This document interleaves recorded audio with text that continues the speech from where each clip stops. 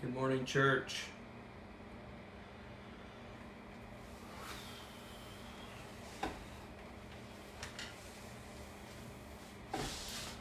All right, I see somebody watching, so it should be working. I'm seeing the numbers grow. Go ahead and comment. Say how you're doing, where you're watching from. I see Jim Connors, Cheryl Bacali. Awesome. Good morning. I do miss you guys. This is going on day, it feels like 100. But it's all good. I get to do the devotion for today, for Holy Week, for Wednesday. So we're going to give it some time. Morning, Randall. We're going to give it some time, let people get on, catch up. Hey, comment how your week's going. Comment like a fun story. I look awake. I'm not. I'm really not. Oh man, let me figure this out.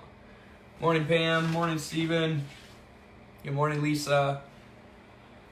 So just a heads up, I saw somebody comment and they said the battle of the mugs. And as I've been watching these devotions, I've seen that everyone has a coffee mug. Now, I grabbed a coffee mug.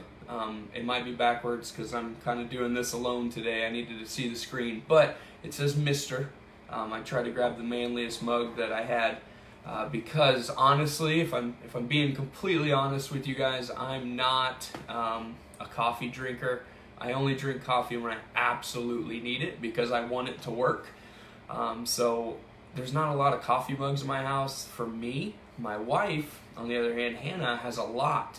And whenever I was trying to grab a mug just so I could look like I fit in, there's tea in there, by the way.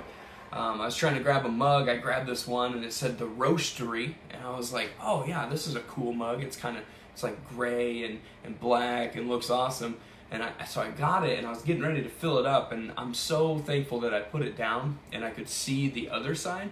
It said the Roastery on one side and then it said Hot Mama on the other. So I opted for my Mr. mug just to make sure that it didn't say Hot Mama. Good morning. Morning, Debbie Hutzman. Morning, Tracy. Man, you guys are ready to go. 9 o'clock. You guys are ready. I am going to talk a little softer because for some reason, and I thank God so much for this, Silas is still asleep. So if you do hear him start screaming, that's why. He just woke up. It's not that he's in trouble or anything yet. The morning hasn't started for him, but he's sleeping late today, so that's great. Good morning, Morgan. Morgan, good morning. I see you're watching. I'm really not wide awake. This quarantine thing has really been messing with my sleep schedule. But I try to get up earlier just to get going. Morning, Joyce. Daryl just texted me, I'm not finding you online. Can everyone see this? I think there's 80 people that have found me. Tom and Sharon Armstrong. Let me reply back to this so I don't get in trouble.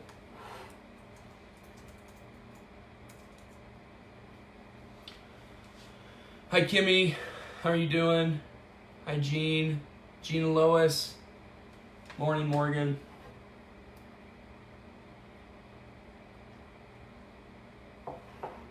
Oh.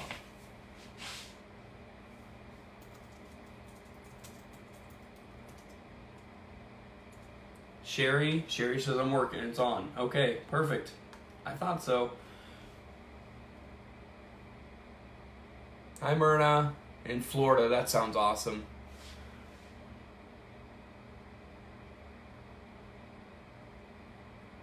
$7:40 for Lucas. That's awesome. Silas did wake up at 6, and then we put him back in his crib because it was pretty early, and he's been out since then. But he hasn't stopped running since. Aubrey, I know that pain now. I didn't understand that when people with kids were like, man, they just go crazy. They just run all the time and all the time. I'm like, nah, they're kids. They don't do that. No, they do it. And this has been a fun season for Hannah and I. Good morning. Good morning, everybody. I really like this. I like going Facebook Live. I feel like I'm in the virtual lobby of grace, just saying morning to everybody. Morning, Kim. This has been, and I know it's been tough for you guys too, but I didn't realize how much I just absolutely love social interaction, just talking with people, and it's just been tough. Zoom is okay, you get to see some people, this is okay, but I do miss you guys. Alright, it's 4 after, I should probably get started. Today is a devotion for our Holy Week, Wednesday. So whenever they asked if I wanted to do a devotion for Holy Week, in my head I was like, man, the triumphal entry, we have Monday, Thursday, we have Good Friday, we have Resurrection Sunday. I was like, yes, absolutely, let's do one of those days. And they're like, okay, and then I get the email and it's like, Sean, you got Wednesday. And I was like, huh. I don't know the title for Wednesday, so I've had to do a lot of studying, a lot of looking things up. So a traditional belief and thought for Wednesday, they've actually called it Spy Wednesday. This is the day that Judas planned to betray Jesus. That Judas planned to betray Jesus. So we read that in Mark chapter 14, verses 10 and 11. It says, Then Judas Iscariot, one of the 12, went to the chief priests to betray him to them. And when they heard it, they were glad and promised to give him money. So he sought how he might conveniently betray him. Now, this has been hard for me to try to understand, try to wrap my mind around, because here you are, somebody that's followed Jesus for 3 years through his ministry, that's been right by his side, watching the miracles, watching him treat people with love and grace and mercy everywhere that he goes, being taught by him, having a friend, having a teacher, having a savior right next to you, to this point that you go to the chief priest to hand him over, to betray him. Now, these are our verses. We get 2 verses for today. We also read this account in Matthew 26 and in Luke 22, but it's about 2 verses each time. And there's not a lot more information than this. There's not the heart behind it, but if you read context around it, I think that what led Judas to this spot was he was disappointed in Jesus. Now, what I mean by that is, Judas, whenever the multitude would come around, Jesus always seemed to push them away. And he went away from them, or he sent the disciples away from them. And there was a belief, a thought that Jesus, whenever he came, would establish this kingdom in Jerusalem, in Israel, and that it would be there forever. Now, we know that's going to happen in the future, but they thought that was happening when he came the first time, not the second time. So that could be part of the disappointment. Another part, if you read, I believe it is in the Matthew account of this, I think, Matthew 26, right before this happens. Oh, no, sorry, it is Mark, it's the Mark account. Right before it says, then Judas Iscariot, is whenever Mary anoints Jesus, and Judas gets mad because they could have spent the money for the poor people. So I think that disappointment could have led Judas to this spot. We see that Satan enters in, and we see all these other things, but I think that's what got him to the position that his heart was in to go to betray Jesus. Now, we can sit here, 2020 and say, well, yeah, that won't ever happen to me, but how many times has it? How many times have we thought that Jesus is going to work one way and he doesn't? Have we compromised in that time? Have we went to the world and said, here you go? Have we sold out? And I think that's just a thought for us this whole week, even every day, just to keep our hearts in check, where we're at, and not to be disappointed, not to be led to selling out. Now, Now that is tradition. That's what's said has happened this day. Now there are a lot of different opinions on what is happening each day of Holy Week, because you have the Jewish tradition, the Jewish calendar, you have the Catholic tradition and calendar, and then you have the Protestant tradition and calendar, and they all differ just a little bit. Like the big days, like the triumphal entry, Monday, Thursday, Good Friday, Resurrection Sunday are there, but that Monday, Tuesday, Wednesday gap, which we're in right now, a lot of people, absolutely, Carla, a lot of people just differ a little bit. Now, they could say that on Monday, Jesus cursed the fig tree, and then on Tuesday, they saw the fig tree withered, or on Tuesday, the fig tree was cursed, and Wednesday, they saw it withered. I don't want to get into all of that, but before we enter into tomorrow and we get to Monday, Thursday, I just wanted to cover a couple of teachings, a couple of things that happen in this 3-day gap. Because honestly, I feel like we'd be remiss if we didn't cover these, because the lessons that are here are just so good. So even though there's a difference of opinion, we are going to look at Matthew 21, Matthew chapter 21, verses 20 through 22. Sorry, let's go 18 to 22. It says, "Now in the morning, as he returned to the city, he was hungry. And seeing a fig tree by the road, he came to it and found nothing on it but leaves, and said to it, 'Let no fruit grow on you ever again.' Immediately the fig tree withered away. And when the disciples saw it, they marveled, saying, 'How did the fig tree wither away so soon?'" And then we read the same account in Mark chapter 11, verses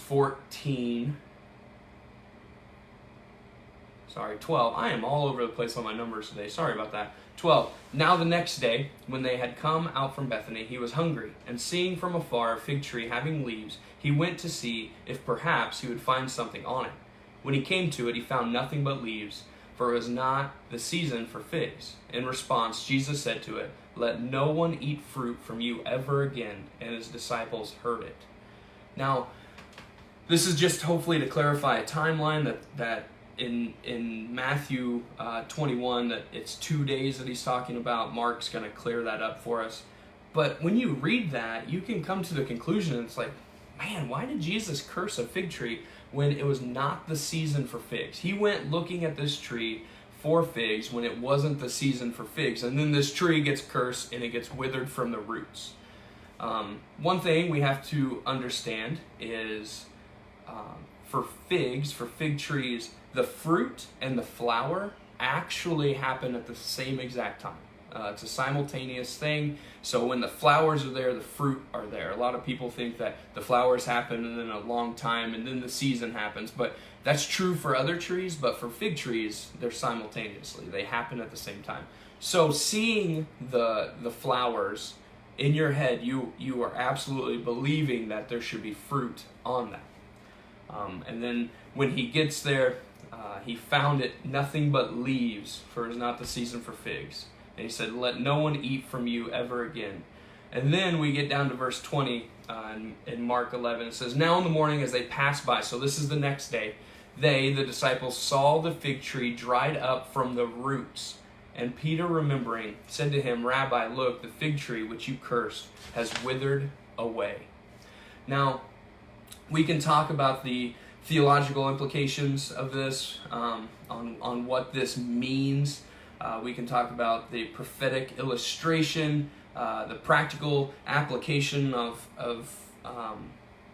cross-contamination. There's a commentary I was reading that cross-contamination is how trees produce fruit, so you've got to be together. If you read in Matthew, it says that it was far off, that it was by itself, so you got to be together, got to be in community to grow, and I thought that was really cool. You can see the prophetic illustration that scripturally, historically, and currently right now, the fig tree is a symbol of the nation of Israel, but if we look at this tree and we apply it to ourselves personally, what's the lesson that we can get from it? So in Genesis chapter 3, verse 7, you see the first Adam. He came to a fig tree in the Garden of Eden. And verse 7 says, "Then the eyes of both were open, and they knew that they were naked. And they sewed fig leaves together and made for themselves loincloths." Now, in 1 Corinthians chapter 15, we see that Jesus is second Adam, which means that Adam, the first Adam, is like natural man, and he's going to do things one way. And Jesus is the spiritual man, and he's going to do things a different way, like every time. Adam brought the fall, Jesus brings reconciliation. There's two differing things here, and usually it's a complete contrast. There are comparisons. I think he's a type of Adam, but it's more like anti-type because he doesn't do things the way Adam does things. So when Adam goes to a fig tree, he goes and grabs leaves to cover himself up. He covered up his nakedness.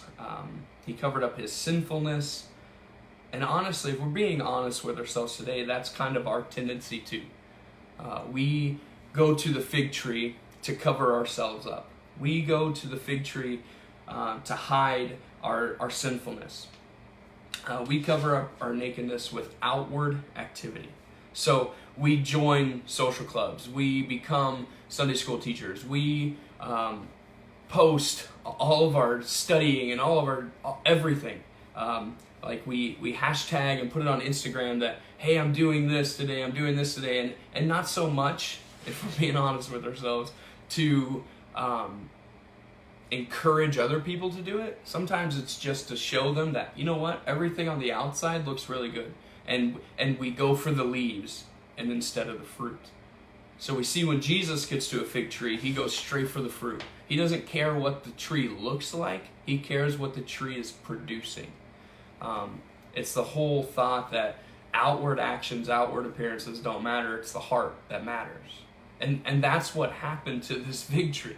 It looked good. It looked like it was producing fruit. But when you got closer, when you examined the heart, it wasn't.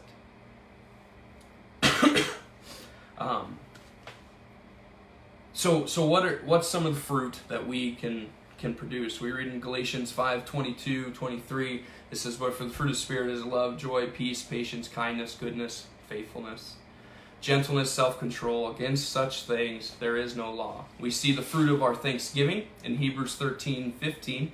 "Through him, then let us continually offer up a sacrifice of praise to God. That is the fruit of lips that acknowledges his name." We see the fruit of the gospel, which has come to you, in Colossians 1:6, "which has come to you, as indeed the whole world is bearing fruit and increasing, as it also does among you, since the day you heard it and understood the grace of God in truth." And the fruit of righteousness, James 3:18, "And a harvest of righteousness is sown in peace by those who make peace."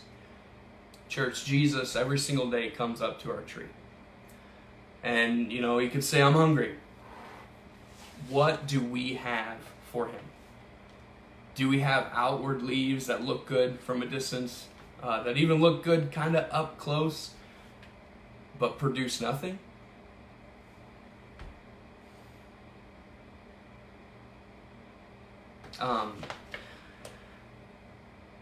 We see the harshness of that no man eat fruit of the tree ever again. If we do not have a heart that is 100% sold out for God and God alone, not to just put up these outward appearances, but a heart that's sold out for God and God alone, no one around us is going to eat of the fruit. No one's going to get anything that's beneficial to them. Now, we might think that as we put up our outward appearance, we put on our mask, we put on our leaves, whatever you want to say, that everyone's going to get pumped up, they're going to get encouraged, but we're just giving them false hope. We're not pouring our lives into Christ to where he flows out of us into everyone else. So we've got to check our hearts.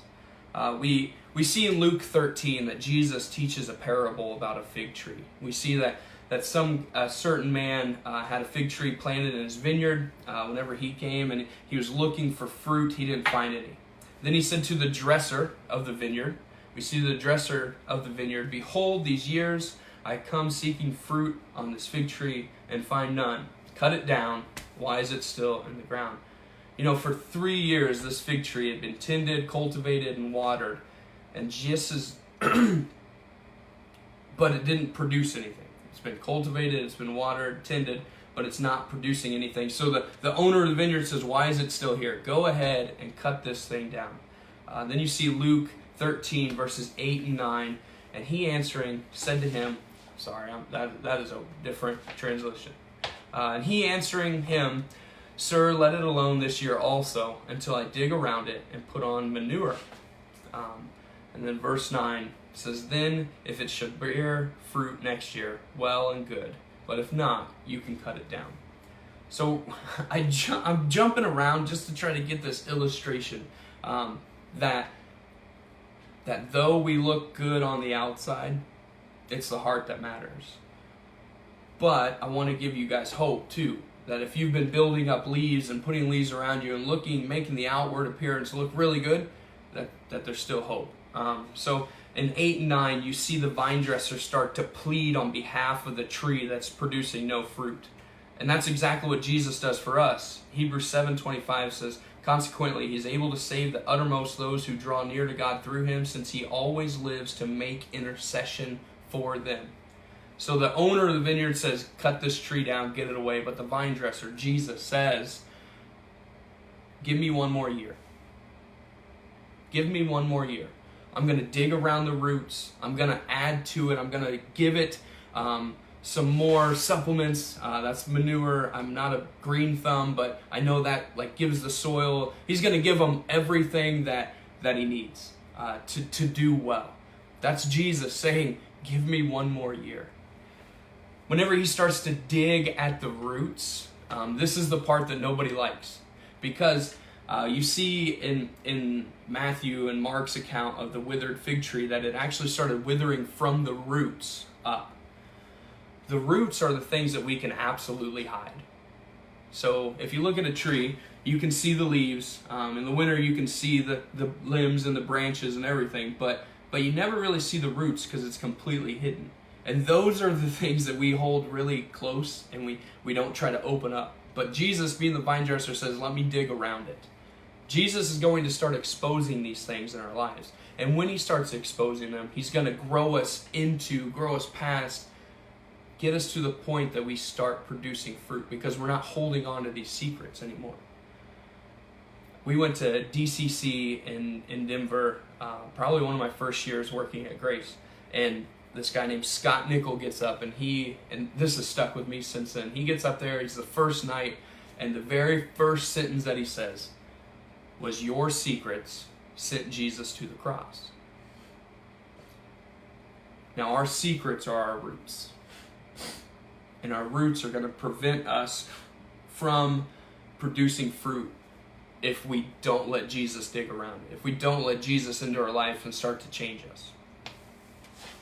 So this tree that should have been producing fruit was not. Jesus cursed it. The other thing that I want to talk about today is that, and again, it's a differing of opinion in the timeline of this week, but Jesus actually predicted that he would be crucified at the time of the Passover. So we read in Matthew 26, verses 1 through 5, says, oh man, let me click on the right button. Sorry, guys. It says, Now it came to pass when Jesus had finished all these sayings that he said to his disciples, You know that after 2 days is the Passover, and the Son of Man will be delivered up to be crucified. Then the chief priests and the scribes and the elders of the people assembled at the place of the high priest, who was called Caiaphas, and plotted to take Jesus by trickery and kill him. But they said, Not during the feast, lest there be an uproar among the people. So this just points to the knowledge of Jesus. We know that Jesus knows all things, right? That's why it's so crazy for us to understand that Jesus knew every single thing about me.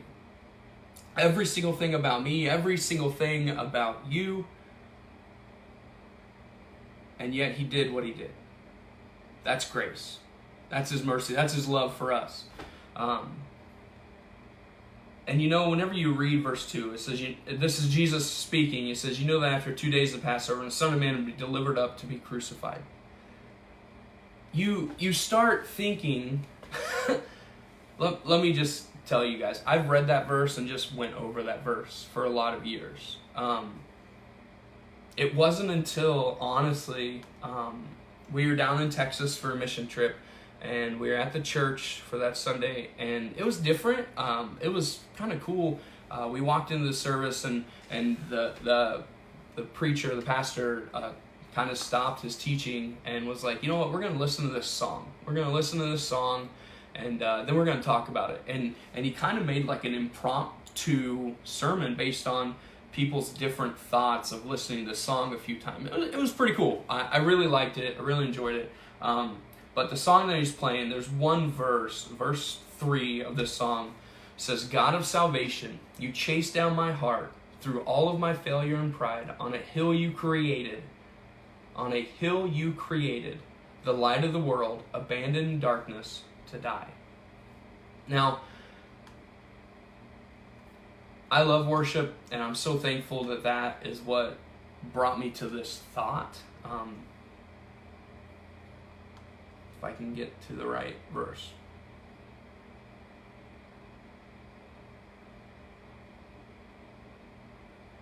Sorry. So it brought me to this thought. On a hill you created. On a hill you created. I've never thought of it like that. I've read Genesis before. I've read the predictions that Jesus had. I've read that Jesus was crucified before the foundations of the world, but it never really hit me as hard as it was until I started thinking, on a hill you created. So in Genesis, you read the account of creation, and it says that God separated the waters from the land, and it was so, and what he saw, it was good. Nowhere in that account do you read that as he was separating the waters from the land, did he stop and think about this hill called Golgotha? Did he stop and hesitate on creating this hill called Golgotha? I think sometimes we have this thought that Jesus, that God created everything, he set it into motion, and then 1,000 years into it, where he's like, you know what, to get these people back, I need to go and send my son. My son needs to become flesh. He needs to live the life that they couldn't, and he needs to pay the penalty that they all owe to reconcile them back to me. We think that that's 1,000 years after the world's already started, and it's not. It's before the foundation of the world. So God, from the very beginning of of him, it's like the beginning of the. I can't even get there. I can't even think about it. Knew that his son had to go and die. So in the creation of the world, he doesn't stop. We don't read in the account that he hesitates, creating Golgotha. And that hit me really hard. And then through this whole week, you see multiple times that Jesus predicts that he's going to die. That you see in his ministry, whenever he's going to raise Lazarus from the dead, he's like, let's go to Jerusalem. I'm going to die. Like, he knew his mission, just like Rick talked about yesterday. And there was no hesitation there. There was no hesitation in creating Golgotha, in which he was going to die on. So coupling the two thoughts of how we as Christians, we as believers of Jesus, need to produce fruit in our lives, and the fact that he didn't hesitate at all in creating the hill that he's going to die on. There was no hesitation on his end to give his life for us. So why do we have hesitation on our end to live our life for him? And that's been my thought this last week or so, getting ready for this teaching. So let's pray, and then I have a couple announcements, so don't leave yet. Heavenly Father, thank you so much for sending the rescue mission with no hesitation. God, I pray that when you walk around our trees, when you come to us in the morning, that we have fruit, that it pleases you, that our fruit is true. We're not trying to hide anything, and that we can go forth and share your good news to the people around us, that they can understand what true freedom, what grace and love and mercy, what it truly is. God, I pray that they can cling to you, that you fill their heart, their lives, that they're added to the book of life. God, I pray that you work in us throughout this week, this next month, this year, whatever it be, that we step up to the plate when you give us opportunities. God, thank you so much for everything you've done. Thank you. Thank you, thank you. We love you, we trust you. We pray this in Jesus' holy name. Amen. Okay, I have an announcement.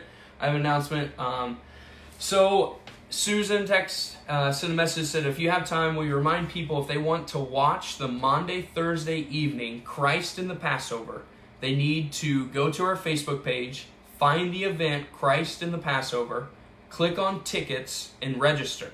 Now, when you register, this is completely free. It's a free presentation. It's put on by Jews for Jesus, but we just need to have people register so we know who's going to do it. So if you want to watch the Maundy, Thursday service, make sure you go to our Facebook page, click on the event Christ in the Passover, click on tickets in that event, and then register. It's free, and it's a great presentation. I'm super excited about it. I'm going to hopefully get the college kids to watch it with me.